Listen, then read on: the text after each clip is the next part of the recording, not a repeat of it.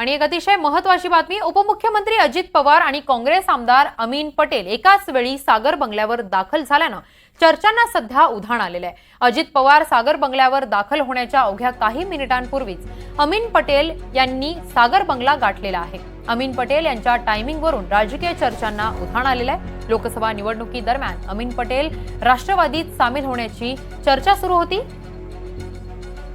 सागर बंगल्यावर दाखल झाल्यामुळे गणपती दर्शनासोबतच राजकीय चर्चा होणार का याकडे सगळ्यांचंच लक्ष लागलेलं आहे।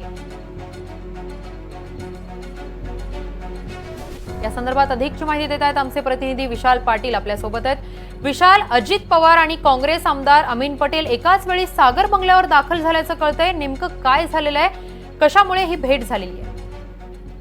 किरण, राज्याचे उपमुख्यमंत्री अजित पवार हे राज्याचे उपमुख्यमंत्री देवेंद्र फडणवीस यांच्या सागर निवासस्थानी गणपतीच्या पूजेसाठी आणि आरतीसाठी पोहोचले होते। त्यांच्या आधी काही मिनिटं आधी काँग्रेसचे आमदार अमीन पटेल हे सुद्धा सागर बंगल्यावरती दाखल झालेले आहेत। नुकतेच अजित पवार हे सागर निवासस्थानावरून बाहेर पडलेले आहेत, मात्र अद्यापही अमीन पटेल जे आहेत हे सागर निवासस्थानातून बाहेर पडलेले नाही आहेत। मात्र या सगळ्या जर चर्चा आपण पाहायला गेला तर अमीन पटेल यांच्या लोकसभा निवडणुकीच्या दरम्यान ते काँग्रेस सोडतायत अशा पद्धतीच्या चर्चा ज्या आहेत ह्या होत होत्या।